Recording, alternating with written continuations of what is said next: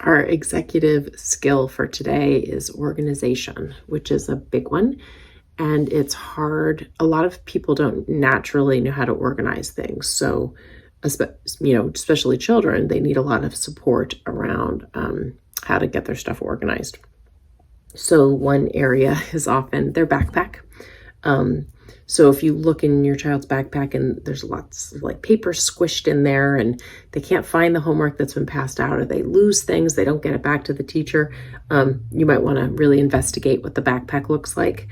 One strategy I have found works for a lot of kids is to have just one of those like little paper folders, files, not a file folder. I take it back, like the folder with the pockets, one of these guys that has, the little pocket things in it.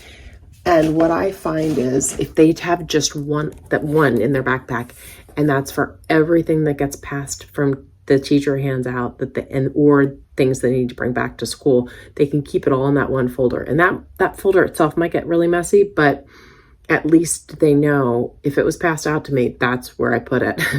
And they can find it and they can reorganize it later. But it's just a way to have one spot where they know a loose piece of paper is going to be. Notebooks, they might have it, their teacher might have different notebooks they want them to keep. And so what they could do is at nighttime, if they have the loose papers in that one little file pocket folder, they can move it to the proper notebook at nighttime if they need to help give them time. I think what happens to a lot of kids is they get stressed out in school, or they're distracted by their friends, or they're nervous that, oh my gosh, I've got to get to the next class and I'm anxious. And they just literally stuff it in their backpack because they're afraid of being late. And then it gets lost forever. They never can find it again. So just that, I do think that's what happens sometimes. Another area of organization is their bedroom, of course. What helps a lot of kids, once it's clean, if you take pictures of it, then they know, oh, all the books should sort of look like this, and that's where they go, and the shirts go here, and the pants go here, and the socks go here, just to give them a sense of where all their things go. I think it's hard for them. I think it's hard for some kids to visualize when there's like a pile of clothes on the floor.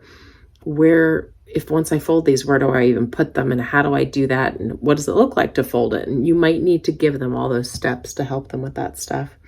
And for other belongings, like around the house, you could have like baskets for shoes and hooks for jackets. You might want to label them with, put your jacket here or whatever. One webinar I listened to, the man suggested geography of baskets. So in other words, if your child always comes in and dumps their backpack in the same spot, or always dumps their jacket in the same spot, or their shoes, or whatever it is, put the basket there.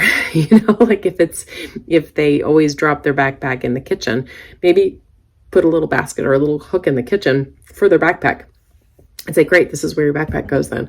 And just be okay with where they keep it. And just make it work for you so that it doesn't, you're not tripping over their backpack constantly.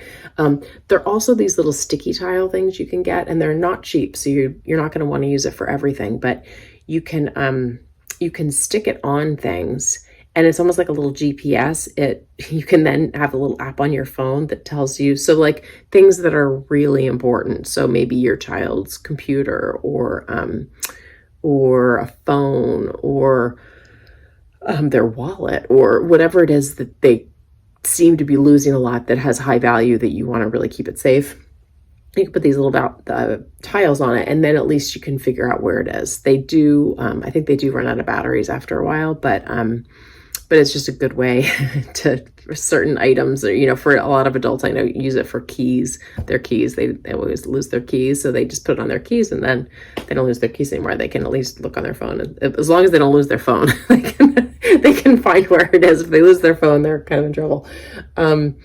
So anyway, so that's just some thoughts around organization, because for a lot of kids, if they're completely disorganized, it kind of reflects in their brain, right? Like they just feel disorganized all around. So if we can help them come up with some strategies that work for them, it will help them to feel a little calmer and a little less dysregulated, right? If you don't know where things are, it can be really off-putting and nerve-wracking. So again, they could if they would. If they knew how to organize, if they were good at it, they'd be doing it automatically. And it's just not something that comes naturally to everybody. So just help them figure out what's going to work for them. Your system may not be their system.